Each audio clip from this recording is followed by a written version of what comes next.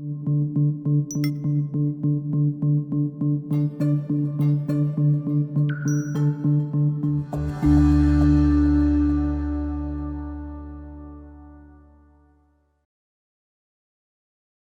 November 6th, 2011, my life changed completely, and I really thought my life was over. And boy, I just started living 8 years ago.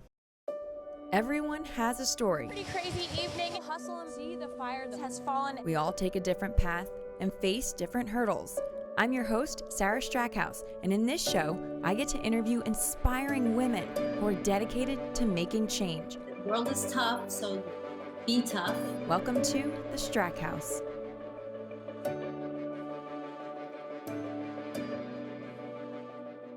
Yes, welcome to our house where we can really peel back the layers and make you feel like you're not alone because someone else might have gone through something similar. Well, I'm so excited to introduce you to today's guest. Her name is Stacy. She's a Dallas-based singer-songwriter with a never-give-up attitude. She's played with people like Willie Nelson, Merle Haggard, Dierks Bentley, a ton more, and overall has an infectious, positive attitude. I'm so excited you're here. I'm excited to be here. So I want to jump right in and talk a little bit about your music and moving to California and once you found that passion.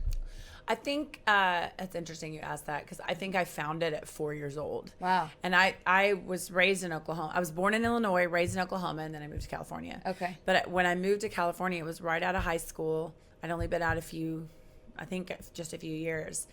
And my mother came to me and goes, listen, I'm going to move to California and I'd like to take you with me. I'll pay off all your bills. And I had just been accepted to the school of UNT, School of Music at UNT. Wow, good for you. So I was going to UNT for violin. That's huge. Big deal. Yeah. And by the way, back then I didn't think it was a very big deal. I was just like, it was just a college, you know. Right. And then of course I realized later, I was like, oh my God. I got to Northern California and ended up going to college out there first. And then I went after graduating junior college, went to UC Irvine to college down there. Great But school. in the mix of that, I got out to California and needed a job and went and applied at a dance studio to be a dance teacher. While I'm going to school and teaching dance, choreographing, all this stuff. That was basically my job. I started going into the studio and kind of get my own music there. I wrote my very first song that I ever had recorded was called Millennium. But then between there, I was going into Hollywood and performing and just wherever I could get my feet wet. I mean, literally, we call it back to basics. I went literally into the basics. What do I do? How do I do this? How can I play violin for you? Can I sing for you? I did it all because I'd come from the theater world where I'd been behind the scenes, but I was fueled all the time. And I share this in my story in general, fueled for music, I think, at a young age because I did come from a very volatile home. Okay. And we didn't live in poverty. It was hidden behind the doors. And there was a lot of abuse going on physically. Wow. And so behind the scenes, music kept me alive. Yeah. So I was always fueled. What do you mean kept you alive? I think looking back at that that's how I could shut it all out. Right. You know, and yeah, I could shut out all the pain, or I could shut out all the activity going on around me. Right. So I literally, you know, luckily, and that's the thing my parents did give me. I had a stepdad, and it was, you know, it's the typical story. But the thing that my mom gave me is my mom was an artist too. Right. So she gave put you me into that gift, violin. yeah. She's a piano player and an upright bass player and a Wow. horn player. She's all the above. So she gave me that. It doesn't mean that domestic, she made the right choices, but Sure. you know, so, and I love her for it. We all grow. But it was in that 12 years of growing up that thank God I had the arts. Right. I had an outlet. So I always try to encourage people, if you have a dream, try to look at it as a dream, and that also you can bandage anything in your past to help other people. I was a poet as a little girl. My mom will tell you I'd write poems all the time, and I was very dark. It's very lyrical. Very lyrical. Yeah. To get so a lot of the pain. So the people that I work with, I actually pass down writing. Let's write about it. You said your music exploded. Tell me a little bit about that.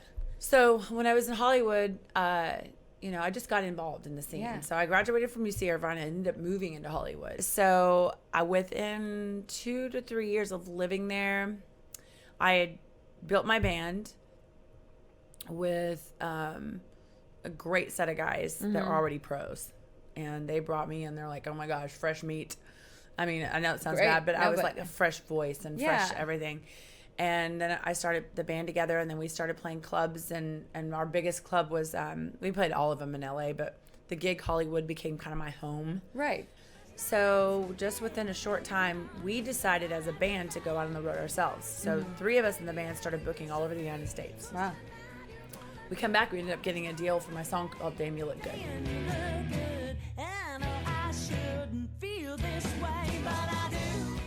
So I ended up coming here to go on the radio tours all the time. And I ended up moving here a year later. Right. Which is at the end of 08 or 09, one of those years. When I interviewed you last time, you said that moved kind of saved your life at the time. Tell me a little bit about that. Well, in the mix of all that excitement, I was starting to drink more and use. And my drug of choice was starting to be crystal meth.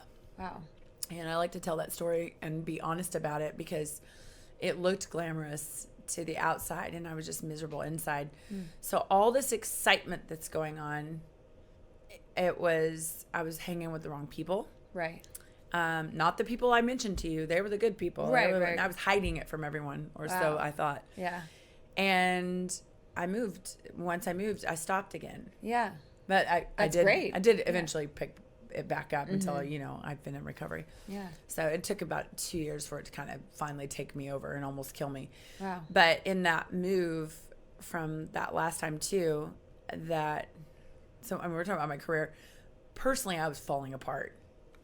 Through all the music stuff, I was completely there. I love what I do. I feel like I could, I was like, oh, I can breathe, and my songs are being produced, and they're going on an album, but like you asked, that move literally at the time saved me from a lot. But I think it was in so much pain and so much denial that I didn't know. So I get here, I'm doing my career becomes my 100%. Yeah. And then it found me eventually again. And then I got sober November 6th, 2011. Isn't that crazy? That is crazy to the day. Day. I know. That's amazing. I'm so excited you're I know, on we got the show on that day. I know. I'm still freaking out about this. So. I remember you talking about the waking up that one morning and pulling that switch and asking for help. Tell me a little bit about kind of what was going through your mind and how hard it is to ask for help. And I had a couple singles out on the radio at the time, and I wasn't even able to really perform and go to radio tours. I just couldn't.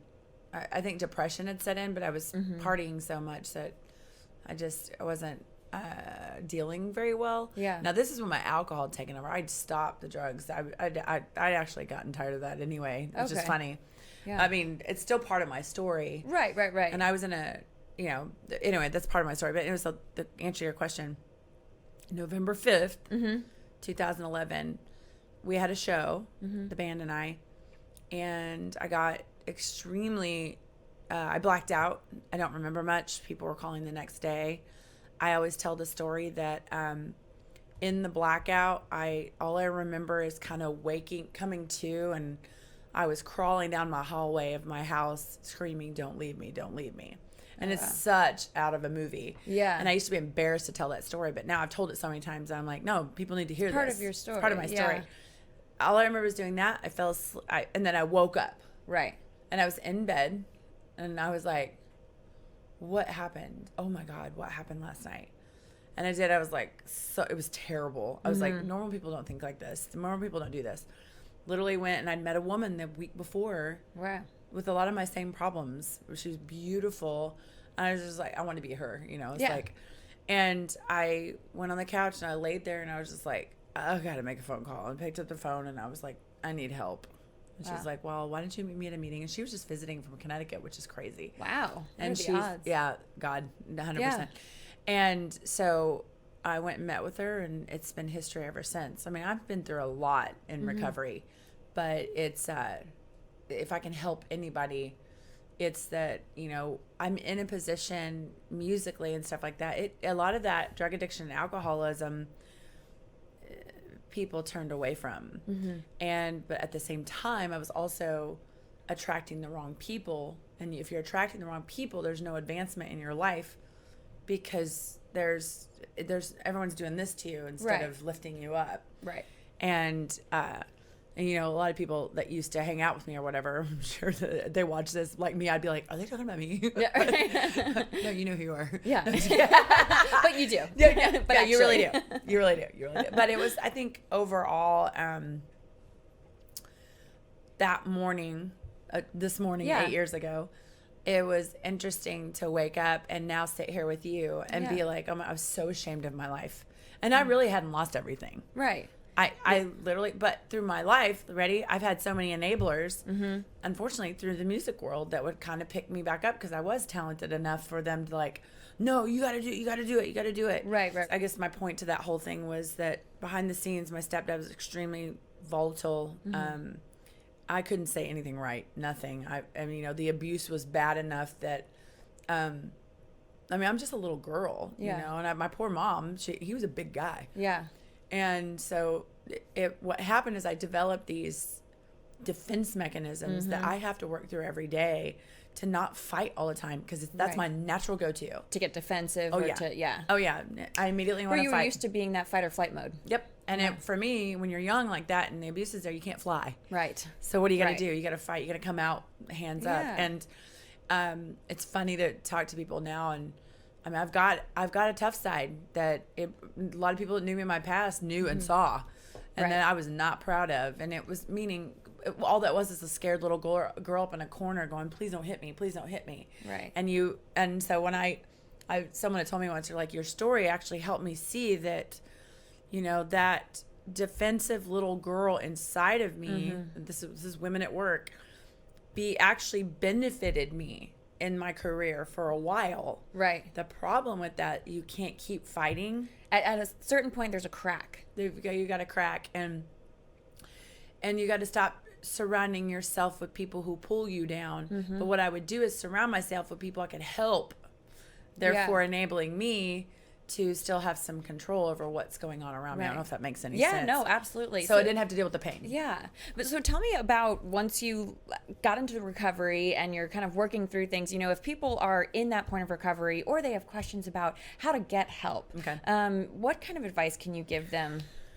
I think the best advice is to go online, actually talk to another addict or alcoholic. And by the way, to me, addiction is anything. Right. I think we all have some kind of addiction. We all have a vice. A vice. Yeah. And, you know, some people here and some people here. Like me. Right. But it was talk to another person that has this problem and or pick up the phone, call the hotlines. Like if it's a suicide, call suicide hotline. If it's a 12-step program, call one of the 12-step programs, or go online, find a meeting or a support group, if you will. But most of us know somebody in recovery nowadays. Yeah. I mean, Steven Tyler came out full blown. Right. And I was so happy because it was when I first got sober in the music field, I kept it quiet. Wow. And did you feel like you had to keep it quiet? Yeah. Oh, my first year, I was like, woo, I'm sober, look at me. Yeah. And it ended up biting me in the butt. And there's places that stopped booking me because they're fear I'm not going to bring in alcohol. It was just, but to me, that was just God going, you don't need to play those places. Yeah, then that's not where you need to surround yourself. Exactly. Yeah. So we're going to get rid of it.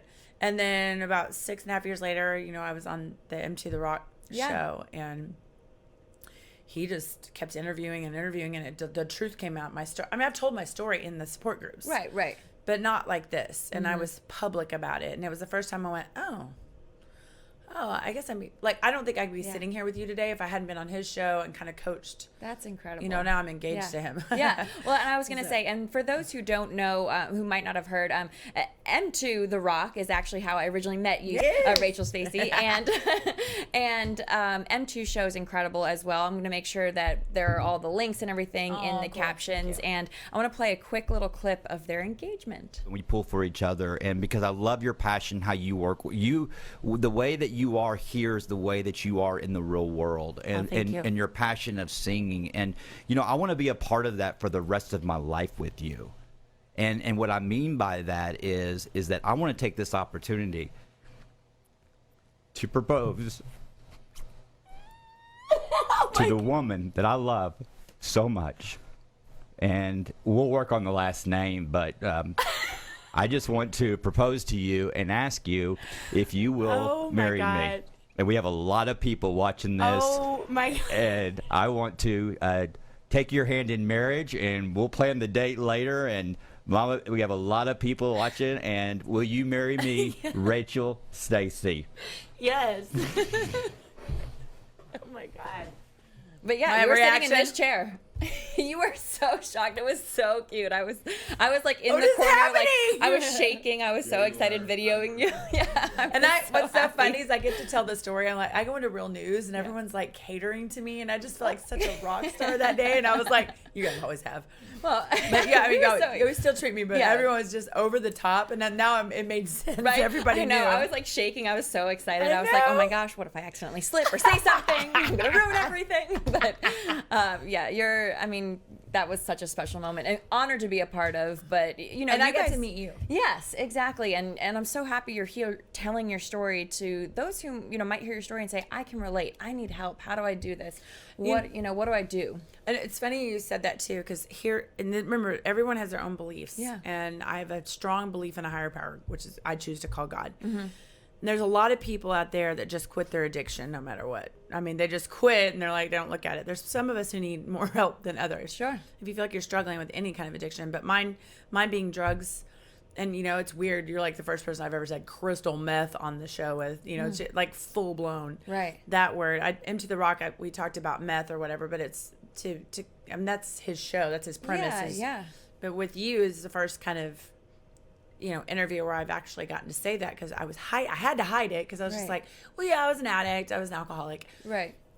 I strongly encourage people complete abstinence from chemicals, and that's what I believe in. That's what I believe in. Doesn't mean everybody does, right? Because I do know some people out there that quit drinking or they quit drugs. Oh no, hold on, let me back up. They quit drugs, right? And they still drink, and they wonder why they still have the problems. Right. It's still an addictive behavior, and it's another chemical going in your body. It still alters your mind. It alters your brain. For what I've learned in my recovery, once you asked me how to ask for help, what I've learned in recovery is that I work these simple little tools called the 12 steps. Right. Work them with another woman who's been through those steps and learn another way to live. It's just another way to live. I'm not saying it's the way. Right.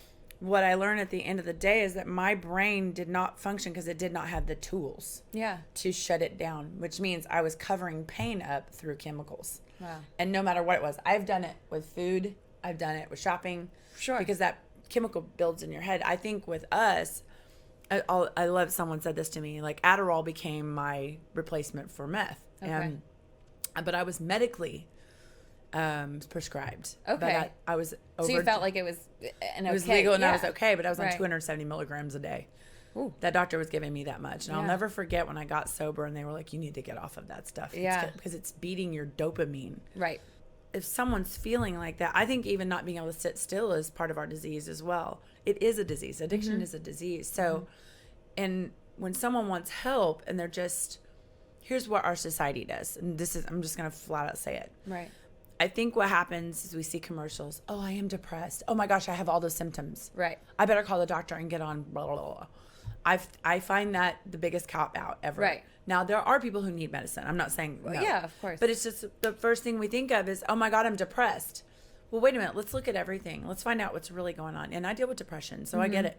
But let's look at what everything. Let's find out what's going on. Right. And I think, there's life coaches. There's, sobriety. There's church Sponsors. There's sponsors. Yeah, there's sponsors. There's accountability people. Yeah.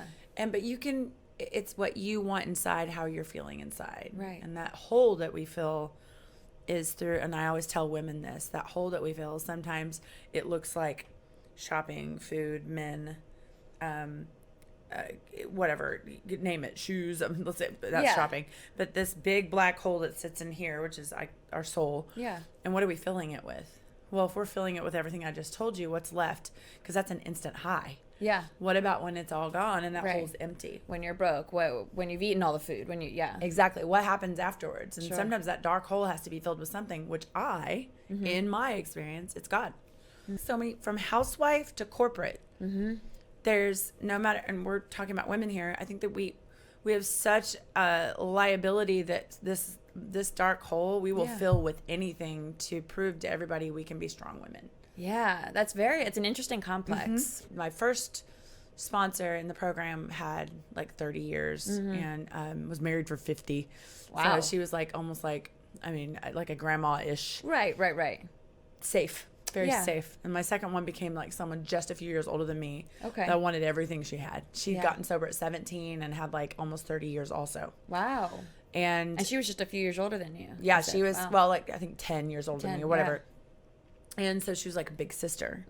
And she's the woman that saved my life. You talk about your sponsors and that relationship and kind of where you are now. Tell me how important relationships are in your life and making sure you're surrounding yourself with good people. I mean, I know M2 pretty well, and I know you're engaged to a great man who is also on an incredible journey with you, and your sponsor, you have friendships. Tell me how important those relationships are in your life. Well, since we're talking about women right now, the women relationships in my life, developing the truest of the truest, which is no holds barred, and we tell each other the truth.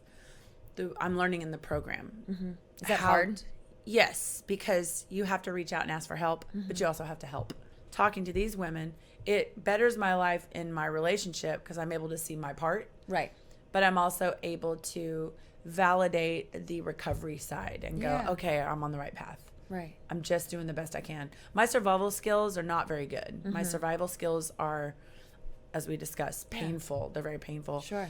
My family's repaired. My siblings and my mom and they're all coming to visit for Thanksgiving. That's and incredible. Be part of my recovery and come meet Michael. And that is the program. That is recovery for me because I'm the one who moved away from everyone to stay far away from the family. Right. And honestly, everyone's like, yeah, I don't blame you, family. I'm like, no, I was a pain. Right. I was a pill.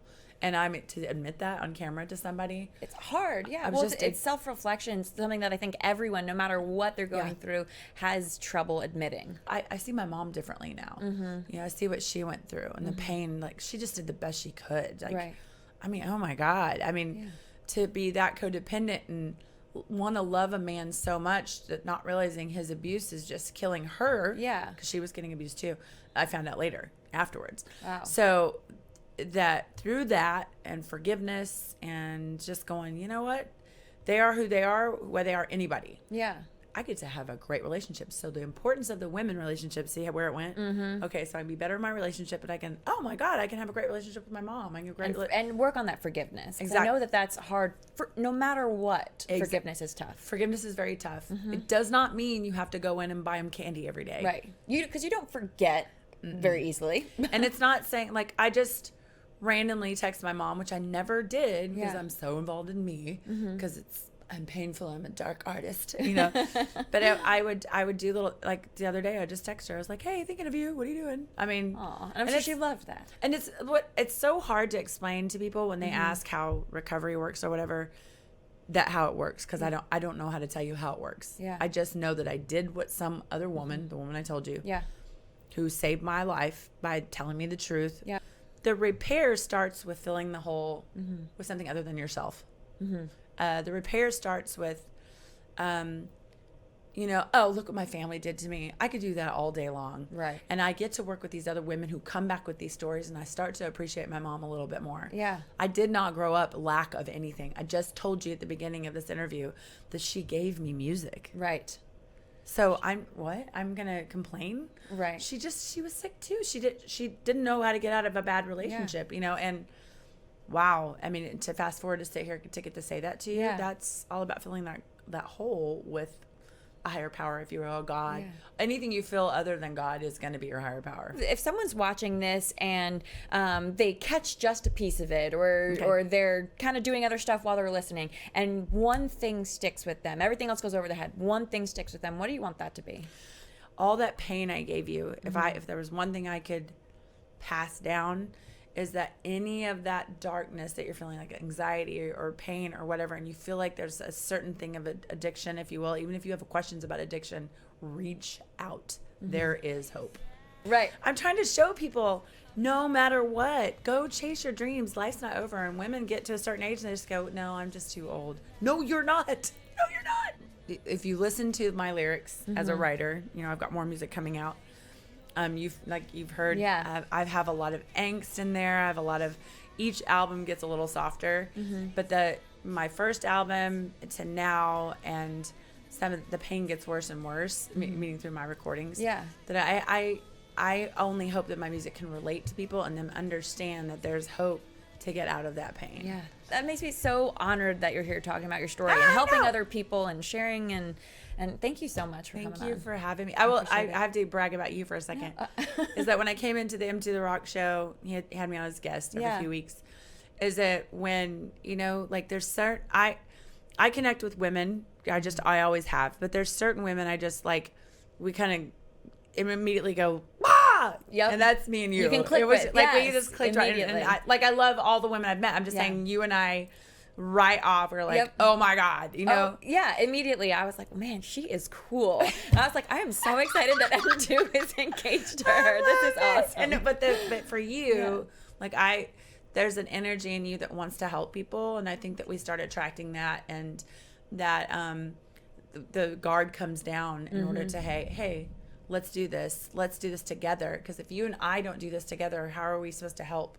Right. Because two or more gather, look what happens. And that's exactly what I want people to take away from this. And that's why, again, I'm so honored that you're on this show, because I want people to feel like they have an outlet, like they have inspiration, like they have hope. Exactly what you're saying. And we're all in this house together, all of us women, we're all working hard, we're all facing our own demons, or working to push through things. And if someone can learn from your experience, learn from your words of wisdom, then that's exactly what I want people to take away. Never thought I'd be sitting here November 6, 2019 telling people, hey, I almost died. And I had, I like to tell my story in the beginning musically because it looks really glamorous. Yeah. And it's scary. It looks really glamorous on the outside, but what people don't know is behind all that social media hype, some people could be dying. Yeah. And if I could, and I have been downed, by the way, for being so honest about my career, my drug addiction, alcoholism, but I have to no longer care about that. And if I can help other women in this house, then that's what I'm meant to do. I'm not out trying to fill beds in a rehab. No. I'm saying, if you want our help, get a hold of Sarah, get a hold of me, get a hold of M2. If people want to follow you on social media or learn more about you, where should they go? I tell people to go Google me, but I'm on Spotify, iTunes, Vibervid, everything. Perfect. And your website? YouTube, Twitter, Facebook, Instagram, everything. Literally Google Rachel Stacy, but I think everything's Rachel Stacy Music except for Twitter, which is the Rachel Stacy. Okay, perfect. And I'll make sure all of that gets out. That sounds so cheeseball, but it's like, Google me. Yeah, it'll come up. I actually have. So I was kind of looking up, all of your sites and all. No, it's all good stuff. It's all exciting news about music and I love it. Just everything. So I'll make sure all of that information gets out. You're awesome. So, thank you so much for joining. And I hope everybody, we got to share this out and make sure everybody watches your show every week. I love it. Awesome. Well, thank you so much again.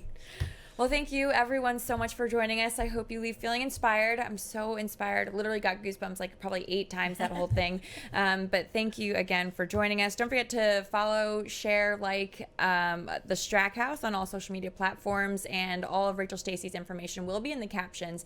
So we'll see you next time. Thanks again. If you'd like to nominate an inspiring woman, email me at sarahstrackhouse@gmail.com. Thanks for joining. We'll see you next time.